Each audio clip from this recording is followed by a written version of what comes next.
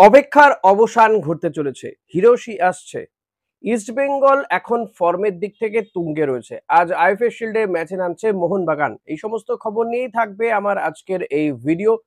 তবে হ্যাঁ, ভিডিও শুরুতে একটা রিকোয়েস্ট করব। আমি একটু অন্যরকম ভিডিও দেওয়ার চেষ্টা করছি এখন থেকে ওয়ার্ল্ড কাপ ফুটবল নিয়ে এবং ওয়ার্ল্ড বা বিশ্ব ফুটবলের কিছু অংশ তুলে ধরে আপনাদের সামনে নিয়ে আসছি। যেমন এই আজকে সকালেই রোনাল্ডোকে নিয়ে একটা ভিডিও দিয়েছি। প্লিজ একটু দেখবেন, হ্যাঁ? তো চলুন আজকের ভিডিওটা শুরু করা যাক।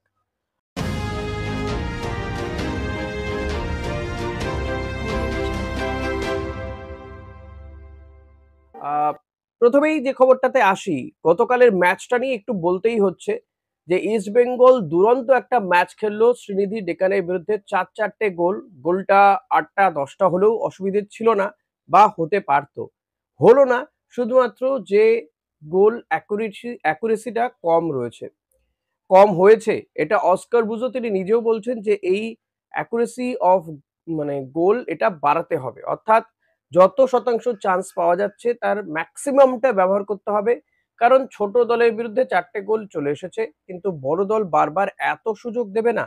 তাই অস্কার বুজো বেশ সাবধানী। তিনি বলছেন আরো বেশি অ্যাকুরেট হতে হবে, গোলের সুযোগ পাওয়া মাত্রই গোল করতে হবে, মিস করা চলবে না। এটা অস্কার কিন্তু একেবারে এই জায়গাতে কড়া তিনি। তবে হ্যাঁ, তার গতকালের যে ম্যাচ তিনি খেলিয়েছেন, একদম সেরা একাদশই নামিয়েছিল ইস্ট বেঙ্গল। শ্রীনিধি ডেকান তারা দুর্বল প্রতিপক্ষ এটা জেনেও তারা রিজার্ভ টিম নিয়ে এসছে। তবুও এটা জেনেও কিন্তু অস্কার কোনো ছেলে মানুষই করেননি বা কোথাও কোনো পরীক্ষা সেভাবে করেননি। পরীক্ষা-নিরীক্ষা খুব একটা তিনি যাননি পরীক্ষা-নিরীক্ষার পথে। এটা ঠিক। তার কারণ হচ্ছে তার যে মানে এটা করার কারণ কি বলে মানে আপনাদের মনে হচ্ছে? আমার যেটা মনে হচ্ছে সেটা হচ্ছে যে দেখুন, ডুরান্ডের পরে এতগুলো দিন পরে একটা ম্যাচ খেলতে নেমেছে কোনো একটা টিম।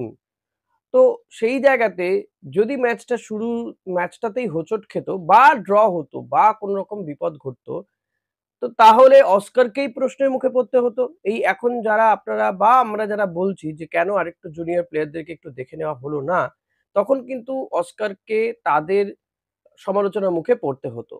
এই দুদিন আগে মোহনবাগান তাঁবুতে যেটা হলো, মানে মোহনবাগানের প্লেয়াররা যখন প্র্যাকটিসে ঢুকছে তখন যেভাবে হলো, সমর্থকরা তাদেরকে ঘিরে ধরে বিক্ষোভ দেখালেন। এমনকি জেমি ম্যাকলারেন তিনিও একটা ভুল করে ফেললেন। তো হ্যাঁ, ওই মিডল ফিঙ্গারটা দেখিয়েছেন। তো এই অপ্রীতিকর ঘটনা এড়ানো গেল। অস্কার ম্যাচটা জিতলো, শুধু নয় একেবারে ডমিনেট করে জিতলো। সেরা একাদশ নামিয়ে জিতলো এবং ডমিনেট করে জিতলো। গতবারের তুলনায় ইস্টবেঙ্গল কিন্তু এবছর অনেক ভালো টিম করেছে, অনেক ভালো ফর্মে রয়েছে। সেটা কিন্তু বোঝা যাচ্ছে। প্লেয়ারদের মধ্যে একটা অসম্ভব যোগাযোগ তৈরি হয়েছে। তাদের আ মানে কি বলবো, যে যোগাযোগের জন্যই কিন্তু, অর্থাৎ টিম কম্বিনেশনটা গড়ে উঠেছে বা আরো যতদিন একসঙ্গে খেলবে এই টিমটা, ততদিন যতগুলো টুর্নামেন্ট খেলবে ততদিন কিন্তু টিম কম্বিনেশন আরো ভালো হবে, আরো বুনট হবে। বিপিন থেকে মিগুয়েল অসম্ভব লোড নিয়ে খেললো। এমনকি ফার্স্ট ম্যাচ খেলতে নামা জয় গুপ্তা, যাকে দেখে মনেই হয়নি যে সে ইস্ট বেঙ্গলের জার্সিতে প্রথম ম্যাচটা খেলছে। প্রথম ম্যাচ খেললো সে আইএফএ শিল্ডের এই ম্যাচটা, প্রথম গোলটাও এলো তার পা থেকে। অভিষেকেই গোল করলো শুধু নয়, সে ইস্টবেঙ্গলকে প্রথম লিডটা এনে দিল। এটা কম বড় কথা নয়। এবং জয়গুপ্তাকে ডিফেন্সের থেকে অনেক বেশি দেখা যাচ্ছিল সে অ্যাটাকে চলে যাচ্ছে। এমনকি মোহাম্মদ রাকিব সেও কিন্তু যাচ্ছিল অ্যাটাকে হেল্প করতে। মানে অল আউট যাচ্ছিল ইস্টবেঙ্গল যখন অ্যাটাক করছিল। ফলত সেই জায়গা থেকে দাঁড়িয়ে বলতে হয় যে ইস্টবেঙ্গল কিন্তু এখন ছন্দে রয়েছে।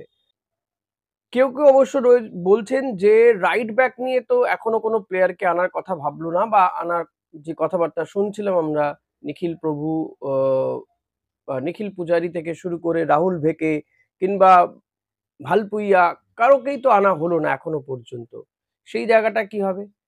আমার মনে হচ্ছে যে ইস্টবেঙ্গল এখন যা পরিস্থিতি তাতে আর হয়তো কাউকে নাও আনতে পারে। কারণ যেভাবে রাকিব খেলছে ওই জায়গাতে লাকড়াকেও খেলানো হবে।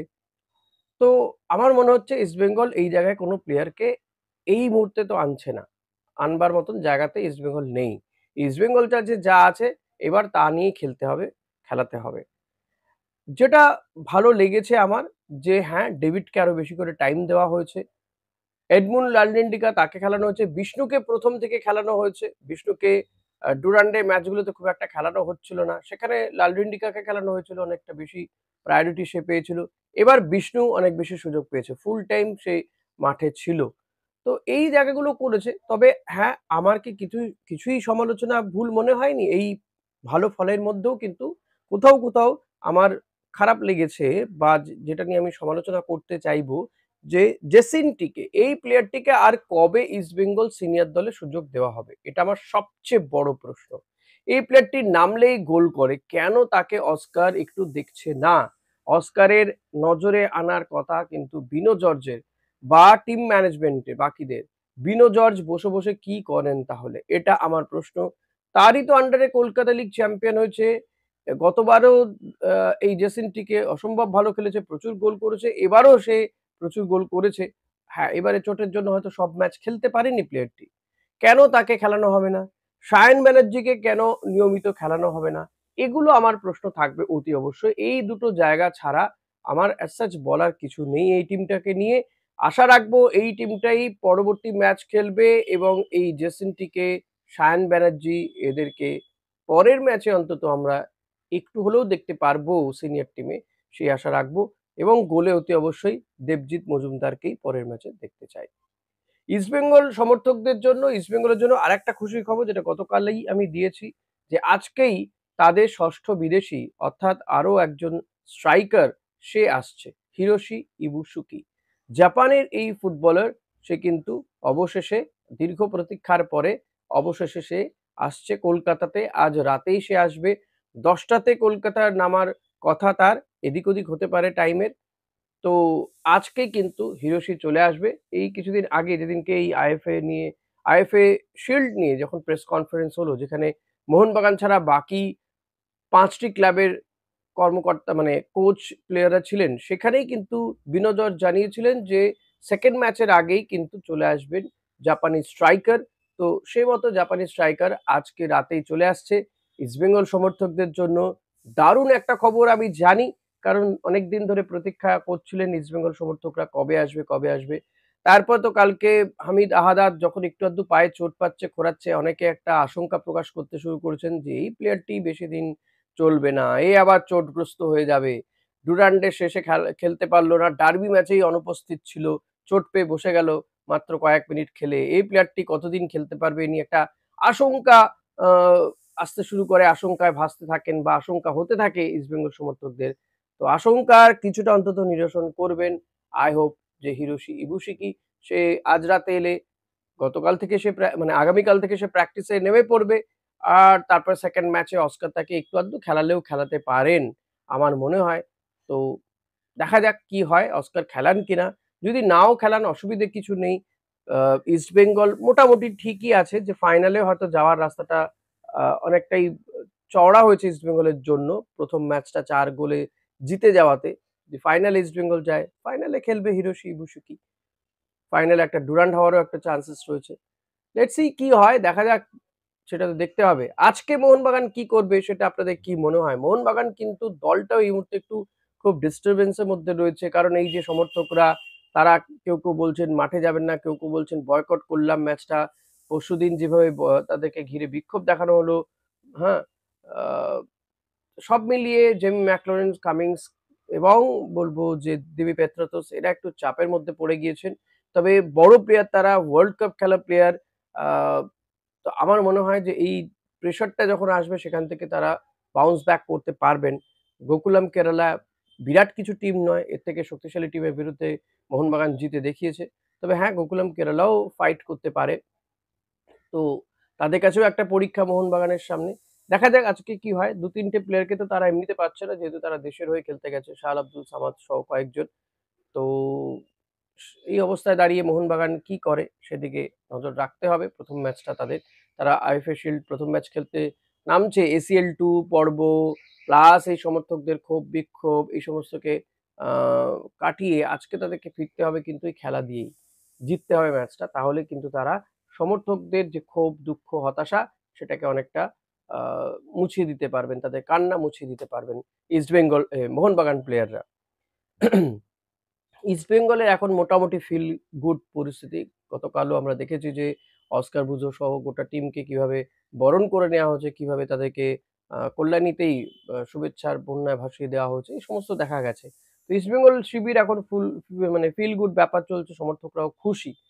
তো আজকে ভারতেরও একটা খেলা রয়েছে। ভারত সিঙ্গাপুরের বিরুদ্ধে খেলতে নামছে সিঙ্গাপুরের ঘরের মাঠে। সুনীল ছেত্রীরা খেলতে নামছেন। আজকের ম্যাচটা অত্যন্ত গুরুত্বপূর্ণ খালেদ জামিলের কাছে। কাফা নেশনস কাপে 3rd হওয়া খালেদ জামিলের টিমটাই অলমোস্ট খেলবে। ২-১ টা এক্সক্লুশন হয়েছে টিমটাতে। তো আর কি সুনীল ছেত্রী তাকে খেলানো হবে, রহিম আলী তাকে শুরু থেকে খেলানো হবে। বাকি টিমটা মোরাললেস একই থাকবে বলে তো মনে হচ্ছে। আ গুরপ্রীতি খেলবে, অপরদিকে সেন্টার ব্যাকে সন্দেশ ঝিঙ্গান, আনোয়ার আলী, দুদিকে রাহুল বেকে এবং আ আ মোহাম্মদ সুবেশ একেই খেলানো হতে পারে। মাঝ মাঠে আমার মনে হয় নিখিল প্রভুকে খেলানো হতে পারে, দীপক টাংরিকেও খেলানো হতে পারে। দুটো উইং থেকে আ একদিকে হয়তো নাওরেম মহেশকে খেলানো হতে পারে, অপরদিকে লিস্টন কোলাসোকে খেলানো হতে পারে। এরকমই বেশ কিছু জায়গা রয়েছে। আ আপ ফ্রন্টে সুনীল ছেত্রী, রহিম আলী এরকম যেতে পারে বা হয়তো আ লোন স্ট্রাইকারেই যেতে পারে, সুনীল ছেত্রীতেই যেতে পারে। খালিদ জামিল। খালিদ জামিল একটু ডিফেন্সিভ খেলবেন শুরুর দিকে, এটা আ এক্সপেক্টেড। এমনিতেই ভারত এই এশিয়ান মানে এএফসি এশিয়ান কাপ কোয়ালিফাইং রাউন্ডে খুব ভালো খেলছে না। ১ম ম্যাচটায় তারা হংকং এর বিরুদ্ধে হেরে গিয়েছিল। বাংলাদেশ বিরুদ্ধে ড্র ১ পয়েন্ট রয়েছে তাদের। তো এই জায়গাতে দাঁড়িয়ে সিঙ্গাপুরের বিরুদ্ধে দুটো ম্যাচই কিন্তু ইন্ডিয়া টিমকে জিততে হবে। অন্তত আজকের ম্যাচ তো জিততেই হবে। এর পরেরটা আবার পরে ভাবা যাবে। আজকের ম্যাচ ইন্ডিয়ার কাছে do or die match. Khalid Jamil এবং তার ছেলেরা কি করে সেদিকে তাকিয়ে থাকবে গোটা দেশ। বিশেষ করে খালিদ জামিলের কাছে এখন সবচেয়ে বড় পরীক্ষা, কারণ এটাই ফিফা আ মানে কি বলবো? ফিফা নমিনেটেড একটা টুর্নামেন্ট, বা এইখানে জিতলে কিছুটা হয়তো র‍্যাংকে প্রভাব পড়তে পারে। কাফা নেশনস কাপে জেতাতে বা 3rd হওয়াতে কোনো প্রভাব পড়েনি। কারণ সেটা আ কোনোভাবেই ফিফার ইয়েতে ছিল না, স্বীকৃত ম্যাচ ছিল না। এটা ফিফা স্বীকৃত। ফলত এখানে জিততে হবে। জিতলে একদিকে র‍্যাংক ভালো হওয়ার একটা চান্স থাকে। প্লাস হচ্ছে এএফসি এশিয়ান কাপ কোয়ালিফাই করার দিকে কিছুটা অন্তত এগোবে, এটা মনে করা যেতে পারে। তো দেখা যাক, সেদিকেও আমাদের নজর থাকবে কি হয় না হয়। আ হিরোশি ইবুশুকির কথাও আপনাদের জানিয়ে দিয়েছি। আজকে সে আসবে। আপনারা বোধহয় অনেকে যাবেন-টাবেন নাকি? বিমানবন্দরে তাকে স্বাগত জানাতে? যান, যান। ভালো করে স্বাগত জানান এবং বিমানবন্দরে একটা বেশ গ্যাঞ্জাম দেখি। প্রচুর মানুষ যান আপনারা। হিরোশিকে স্বাগত জানান। হুম?